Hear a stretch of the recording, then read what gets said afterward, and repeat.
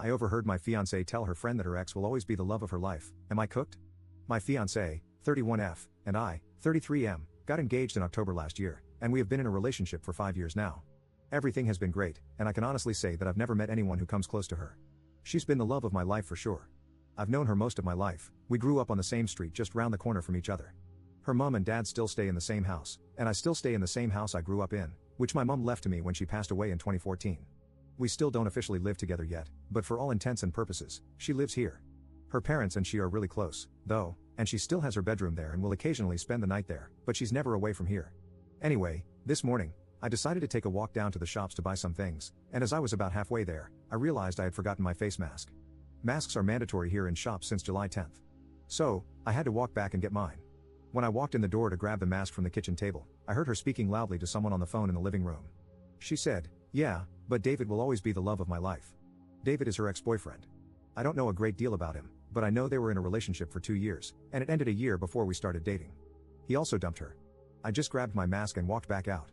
Just as I got to the shops, I felt weird, and I had to sit down as my mind was going in 1,000 different directions. I eventually got back home, and I immediately told her I felt sick and sent her back to her parents' house, as I didn't want her around while I was ill. I'm lying in my bed now, wondering what to do, to be honest. I know she didn't do anything wrong. It's not like she cheated on me or intentionally went out of her way to hurt me, but what's heard can't be unheard. She basically said that the person she's agreed to marry doesn't match up to an ex she hasn't been with for 6 years. The fact she said he will always be the love of her life also means that it's a void game. Her heart's already been taken, and there's nothing I could ever do to change that.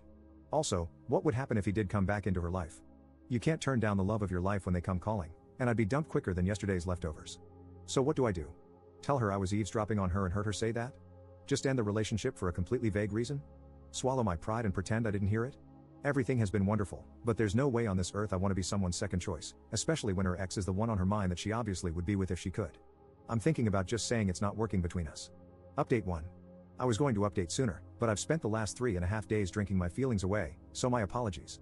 But I'll warn you, this is not a good update. Right, so after posting and receiving some advice on Reddit, on Thursday, I was thinking of telling her to come over at night so we could talk, but I settled on Friday morning instead as I wanted to get my head in a clearer state. She still thought I was ill, so I needed a bit of time to think through what I was going to say.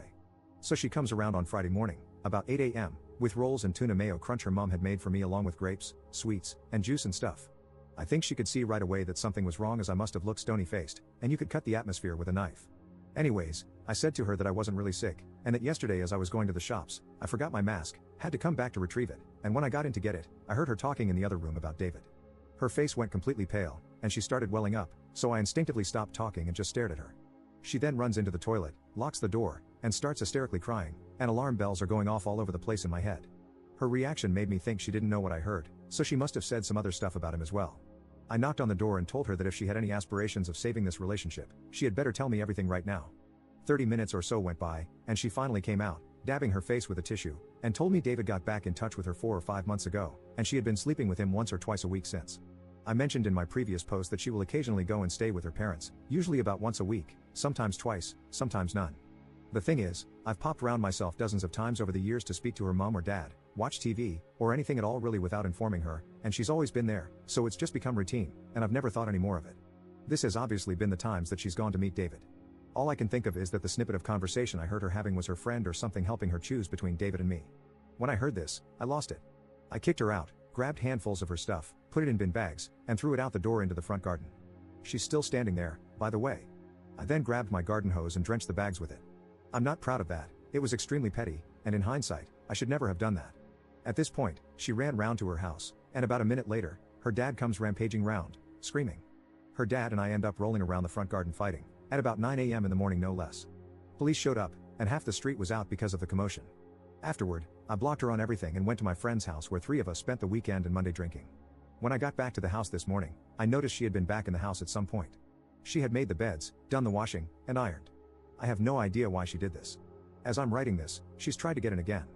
I haven't been able to change the locks yet, so I put the door chains on the front and back door, and I heard the chains clanging as she tried to get in. There's also a note that she's put through the door. I don't even want to read it right now. I'm too hurt, hungry, and hungover to even think about what she has to say. Update 2. Since everything that has happened, things have taken a turn for the worse.